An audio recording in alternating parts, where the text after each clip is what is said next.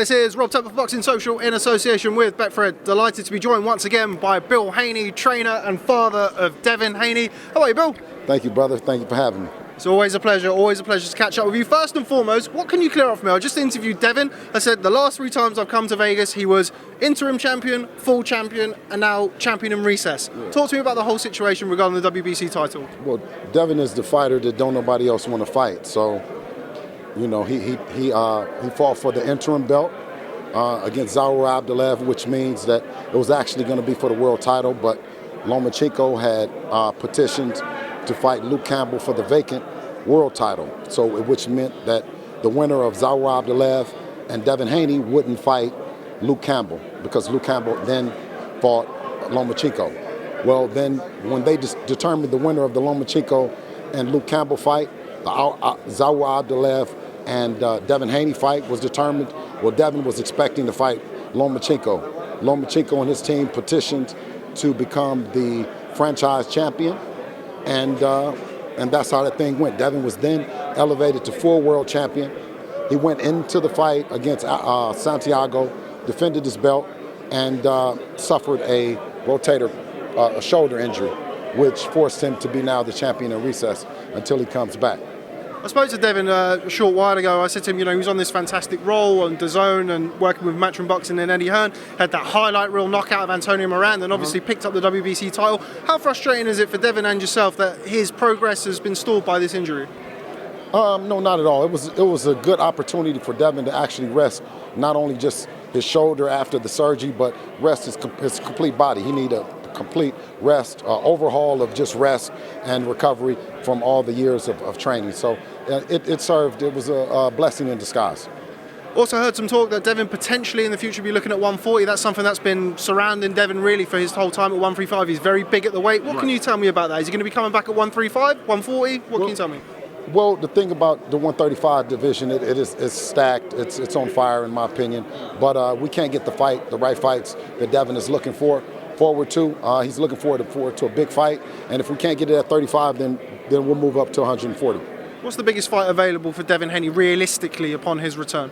The biggest fight available realistically probably would be the Mikey Garcia fight, being that we're on the same under the same promotional banner. Mikey is co-promoted with Matchroom, and Devin is co-promoted with Matchroom, so it would be kind of easy for them to get together as bosses and come up with something. And that would be at 140, right?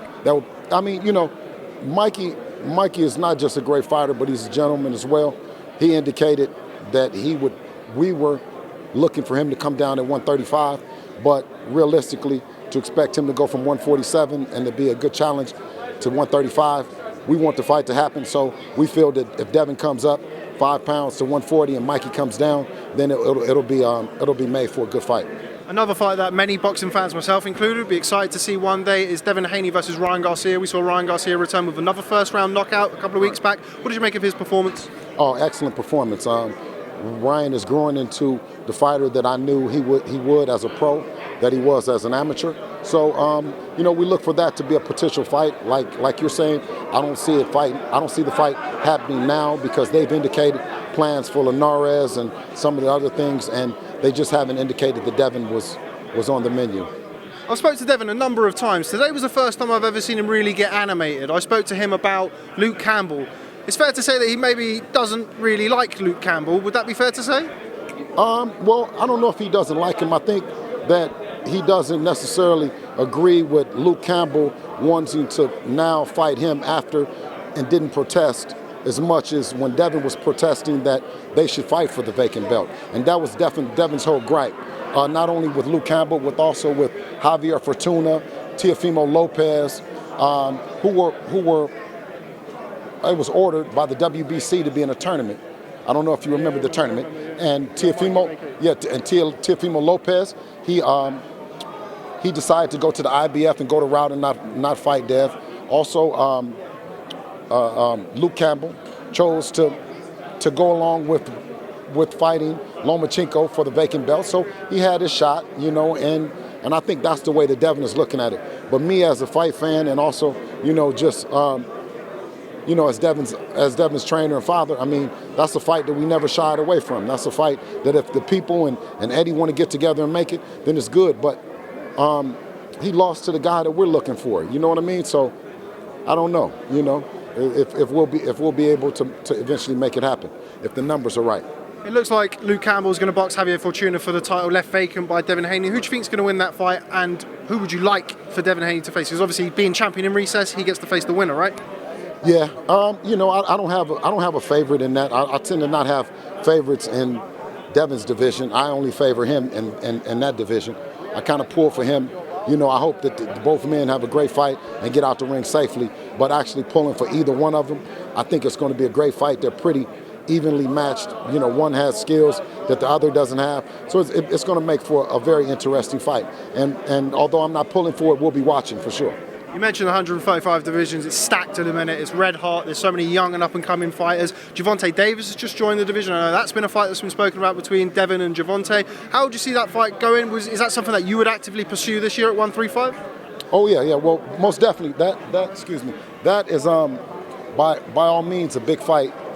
Javante, Teofimo, Ryan Garcia.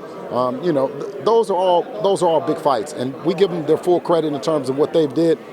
Javante has did a lot in the sport in a very short time, and that would be a fight, with all respect, that we would look to make a big event as well. I've seen Devin Haney with Floyd Mayweather recently. Obviously, that's a relationship that goes back a number of years. Just tell me, if you can, the influence that Floyd Mayweather has had on Devon's career and also your career as a trainer and a manager of Devon. I mean, it's insurmountable, the amount of things that the Mayweather family has showed us. Floyd has always been a great mentor to Dev, both inside and outside the ring. It's just, like I always tell him, it's just not one thing. It's just too many things that the Mayweather family has blessed the Haney family with. And, we can't thank them enough.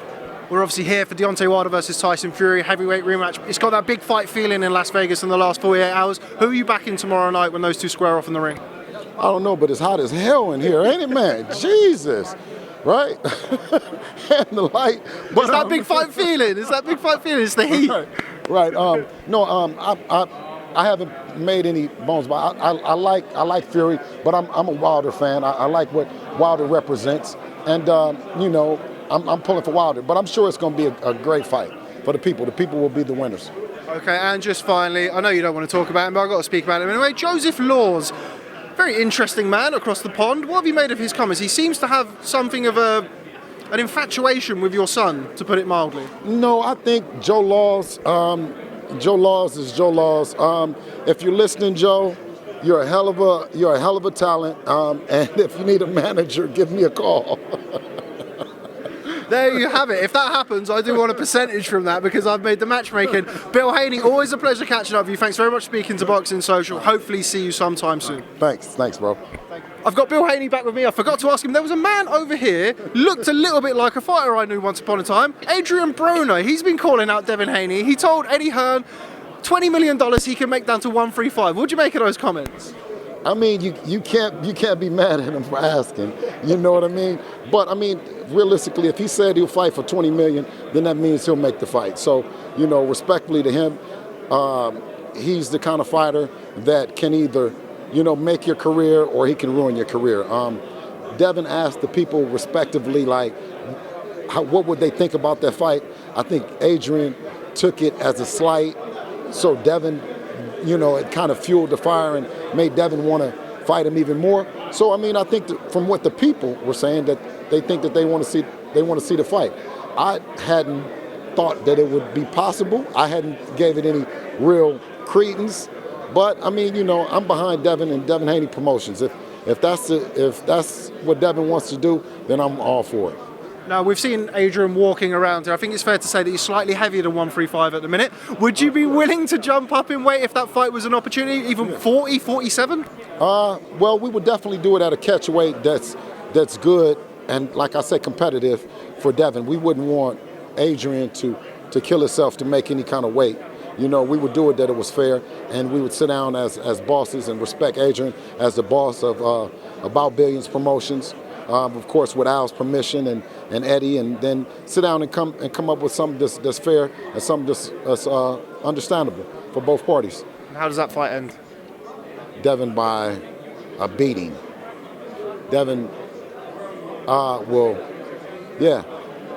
Devon. I think the speed is too much for AB right now. I don't think he throws his hands enough, and I think Devon